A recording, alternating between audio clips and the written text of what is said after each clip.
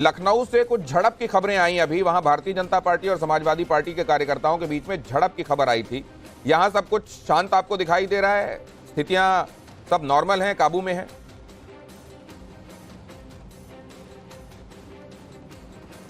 देखिए, उत्साह, उमंग और खुशी नजर आ रही है। लड्डू बांटने की तैयारी की जा रही है, क्योंकि अगर जो रुझान है नतीजों में तब्दील होते हैं तो ये पहली बड़ी जीत होगी अखिलेश यादव की अगुवाई में, क्योंकि मुलायम सिंह के दौर में 2009 में लगभग 36 लोकसभा सीटों पर समाजवादी पार्टी ने परचम लहराया था। लेकिन उसके बाद 2014, 2017, 2019, 2022 लगातार 4 चुनाव अखिलेश यादव ने हारे हैं। तो ऐसे में जब से वो समाजवादी पार्टी के अध्यक्ष बने हैं तो बेहतर प्रदर्शन होगा, तो उसकी खुशी कन्नौज में देखी जा रही है। बगल की सीट मैनपुरी है, जहां से उनकी पत्नी डिंपल यादव चुनावी मैदान में है।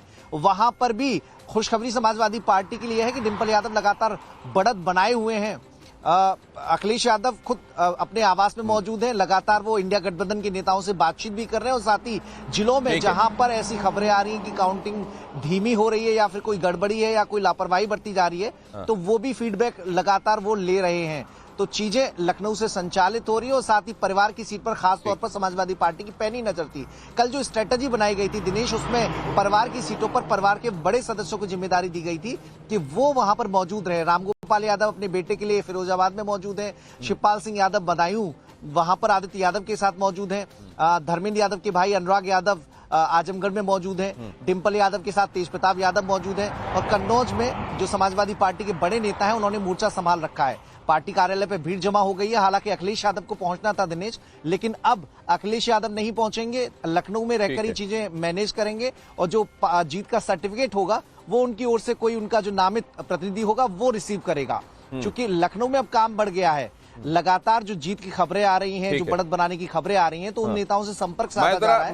मैं साकेत के पास भी जाना चाहता हूं। बिहार से कई तरह की खबरें आ रही हैं, कई जगहों पर ऐसी सीटें जहां मार्जिन बहुत कम, यहां तक कि 36 वोट से सिर्फ अभी जो आगे पीछे का मामला है वो चल रहा है। ये ओवरऑल बिहार से आपको क्या खबर मिल रही है? दूसरे कई लोग इस पर भी कानाफूसी करने लगे हैं कि नीतीश कुमार अपने स्टैंड के साथ बने रहेंगे जहां पर हैं वहीं पर ना। देखिए, बिल्कुल दिनेश जी, क्योंकि बहुत सी ऐसी सीटें हैं बिहार में जो जहां पर अभी मतगणना चल रही है, और वहां पर जो मार्जिन है जीत हार, जो आगे पीछे का जो मार्जिन है वो काफ़ी कम है। कई जगह तो 100 वोट से कम का ये मार्जिन है। तो ऐसे में आरजेडी ने ट्वीट कर दिया है अपने आधिकारिक एक्स हैंडल से कि जो वोटिंग की जो गिनती हो रही है, गिनती की जो प्रक्रिया है उसको धीमा कर दिया गया है। अभी तक लगभग 2 लाख, 2.5 लाख, 3 लाख वोट की ही गिनती हुई है, जबकि वोटिंग जो है 9 लाख, 10 लाख हुए हैं। तो ऐसे में वोटिंग जो प्रक्रिया, गिनती की जो प्रक्रिया है उसको धीमा करने का आरोप आरजेडी ने लगा दिया है।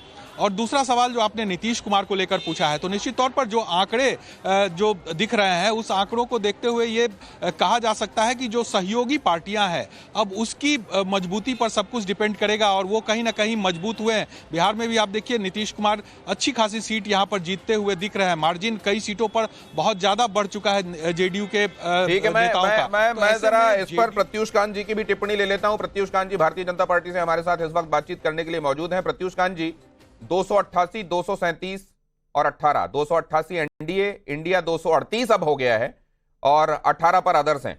इस वक्त आपकी टिप्पणी, अभी कई राउंड्स बाकी हैं, ये बात सच है, लेकिन इस समय तक चीजें फ्रीज होने की तरफ बढ़ चलती हैं। अब 2 चीज सर बहुत कैटेगोरिकल है। एक की बीजेपी सरकार बना रही है, दूसरा हम इजिली हाईएस्ट पार्टी है, मोस्ट पॉपुलर पार्टी है। जहां तक बचा ये फिगर्स का बात, तो आप खुद, मैं सुन रहा था करस्पॉन्डेंट बता रहे थे कि अभी तो बहुत सारे राउंड्स बाकी हैं। आप फिगर्स पे बहुत बड़ा चेंज देखेंगे आप, और आप देखेंगे कि ये नरेंद्र मोदी के लिए वोट है। ये जो पूरा एनडीए है ये नरेंद्र मोदी चेहरा थे उसके। आप नीतीश कुमार का बात कर रहे थे, सारे लोग जो बिहार में इलेक्शन लड़े वो तो मोदी जी के नाम पे लड़े हैं। इसीलिए हम लोग जो हैं आज भी फर्मली प्लेस्ड हैं। नरेंद्र मोदी तीसरे बार लौट के आ रहे हैं, उसमें कोई डाउट नहीं है हम लोगों के अंदर में। जहां तक रही बात फिगर की, तो आई